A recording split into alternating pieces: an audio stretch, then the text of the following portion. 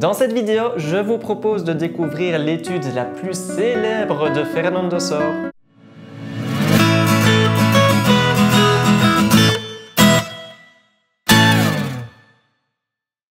Salut à tous, c'est Robin Maïs. Par le passé, j'ai déjà réalisé quelques vidéos sur des pièces de Fernando Sor, ce guitariste-compositeur espagnol du 18e-19e siècle, bien connu dans le répertoire de la guitare classique. Son étude numéro 22, opus 35, est très connue, notamment par les Français, grâce à Raymond DeVos, grâce à son sketch J'ai des doutes que vous pouvez même trouver facilement sur YouTube. Je vais jouer l'étude sans reprise pour ne pas allonger la vidéo, avec partition et tablature à l'écran, et comme d'habitude, c'est disponible en PDF pour les tipeurs.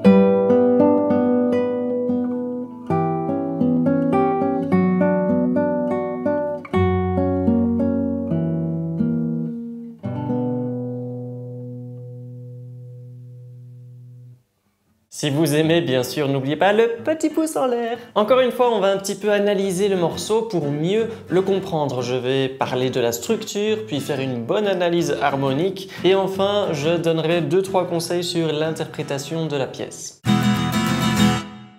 Au niveau de la structure, je pense qu'il est intéressant de diviser le morceau en phrases de 8 mesures. D'ailleurs, c'est ce que Raymond DeVos fait. À chaque fois, après 8 mesures, il intercale des parties de son sketch. On pourrait considérer une première partie du morceau pour les 16 premières mesures qui sont donc divisées en 2 phrases. Ces 2 phrases sont exactement les mêmes en fait, il y a juste les 2 dernières mesures de chaque phrase qui sont différentes, donc cette première partie serait A'. À partir de la 17e mesure, on rentre dans la deuxième grande partie du morceau jusqu'à la 48e et dernière mesure, et cette deuxième partie sera répétée 2 fois car il y a des barres de reprise. Attention que moi je ne l'ai pas fait dans ma démonstration. Et bien sûr, cette deuxième partie peut se diviser en 4 phrases de 8 mesures. De la 17e à la 24e mesure, c'est différent que la première partie, donc on pourrait l'appeler B. De la 25e à la 32e mesure, c'est encore différent, donc ce sera la phrase C. De la 33e à la 40e mesure, ici, on retrouve la même phrase qu'au tout début, mais encore un peu différent sur la fin, donc ce serait un A''. Et de la 41e mesure à la 48e mesure, pour terminer le morceau, on finit encore par une nouvelle phrase D. Donc si on résume les phrases, on aurait A'' pour la première partie, puis B, C, A'', D, à savoir que ces 4 dernières phrases formant la deuxième partie se répètent 2 fois au total. N'oubliez pas, il est intéressant d'être conscient de la structure du morceau pour par exemple programmer un plan de travail ou même mémoriser plus facilement le morceau par la suite, etc. Faisons donc une petite analyse harmonique à présent car le morceau est en si mineur, ce qui n'est pas le plus habituel pour des pièces de guitare et l'œuvre est de toute manière très intéressante dans un plan harmonique. Donc la tonalité de si mineur fait qu'on a 2 dièses à l'armure, le fa dièse et le do dièse, faites attention à cela. Il est donc logique qu'on se retrouve sur des arpèges de si mineur comme au tout début sur les 2 premières mesures. ou à la quatrième mesure. On rencontrera aussi des arpèges sur la dominante Fa dièse majeur et du coup le La sera dièse, c'est la note sensible de la tonalité de Si mineur qui est montée d'un demi-ton pour donner de la tension afin de la ramener en résolution sur un Si. Pour illustrer ce que je viens de raconter, je vais jouer la cinquième mesure suivie de la sixième mesure et je vais vous demander de prêter attention au La dièse de la troisième corde qui amènera le Si de la troisième corde aussi à la mesure suivante.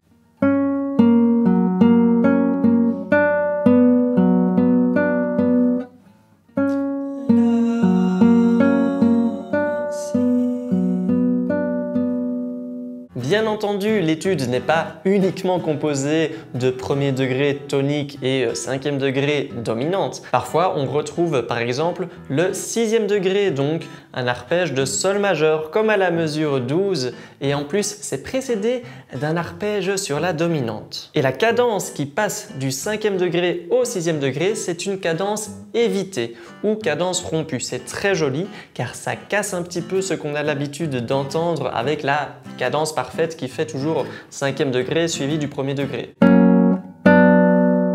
Ici on aura.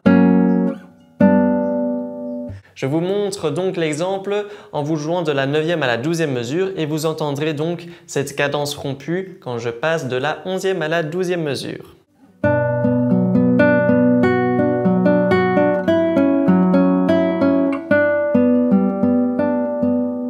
La deuxième partie est davantage intéressante dans un point de vue harmonique car Fernando Sor utilise des dominantes secondaires pour varier et emprunter d'autres tonalités. Par exemple, à la mesure 25, Fernando Sor transforme la tonique Si mineur qu'on avait de départ en une septième de dominante. Donc on se retrouve sur un arpège de 6 septièmes de dominante et du coup ça nous permet d'arriver sur un Mi mineur juste après. Voici l'exemple.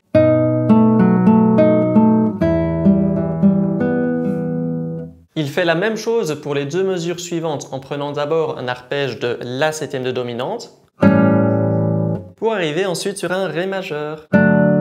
Voici l'exemple.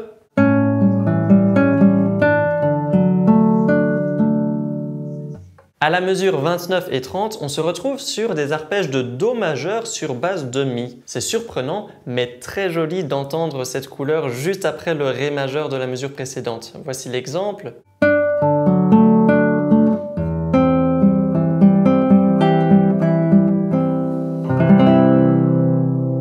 Et afin de revenir à la tonalité de départ Si mineur, Sor a besoin de sa dominante, le Fa dièse majeur, à la mesure qui précède du coup la tonique. Du coup, pour cheminer du Do majeur qu'on vient de rencontrer jusqu'à ce Fa dièse majeur pour arriver au Si par la suite, Sor décide alors d'utiliser des mouvements contraires chromatiques entre la basse et les aigus et ça donne un accord de septième diminué. Je vous joue d'abord ce mouvement contraire chromatique des basses et aigus et ensuite je vous joue tout l'enchaînement de la mesure 29 jusqu'à la mesure 33 où on retrouve donc notre Si mineur de départ.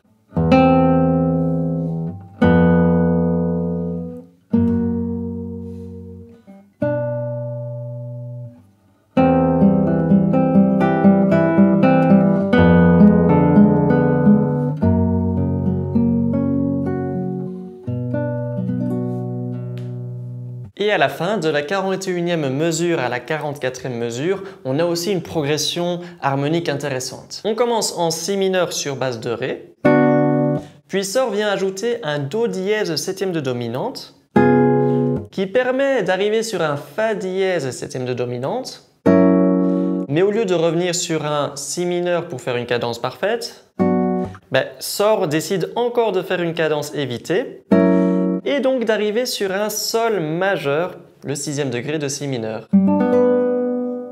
C'est magique. Je vous joue les 4 mesures en question.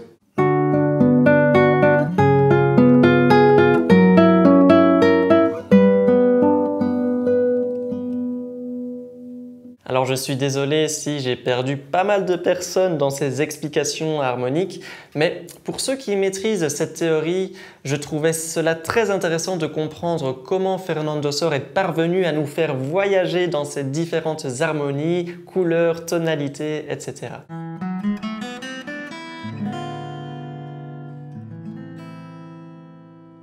l'interprétation, il est très important d'identifier les notes de la mélodie dans les aigus du morceau. Un moyen facile est de regarder les notes qui ont la hampe, la petite queue, vers le haut, du moins dans l'édition que je propose. Après identification, jouez ces notes de la mélodie seules, sans arpège, durant une phrase complète de 8 mesures pour comprendre un petit peu comment on est censé conduire cette mélodie. Voici l'exemple sur les 8 premières mesures et n'hésitez pas à chanter aussi en même temps.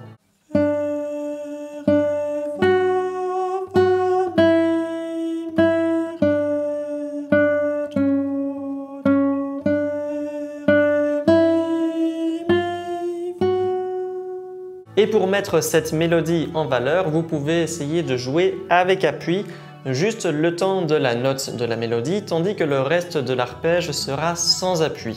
Alors ce n'est pas forcément évident de jouer mixte avec appui et sans appui, donc n'hésitez pas à pratiquer lentement au début si vous voulez installer cette manière de faire. Je vous l'avais déjà expliqué en début de vidéo, l'étude de Fernando Sor est divisée en phrases de 8 mesures. Vous pouvez donc vous permettre de respirer entre les mesures, de dilater un petit peu le temps en fin de phrase afin de marquer le passage d'une phrase à une autre phrase. Attention néanmoins à ne pas abuser de cet outil d'expression et qu'au final cela soit trop prévisible à force d'entendre toujours la même gestion du timing. Et bien entendu, servez-vous des informations que j'ai données dans l'analyse harmonique, mais aussi sur votre ressenti pour savoir quand mettre de la tension dans la musique ou bien quand relâcher et laisser reposer la musique. Voilà, j'espère que le tutoriel sur ce morceau vous a plu et est suffisamment complet. Petit pouce en l'air si vous avez aimé, abonnez-vous si vous découvrez la chaîne et on se voit dans une prochaine vidéo. Ciao!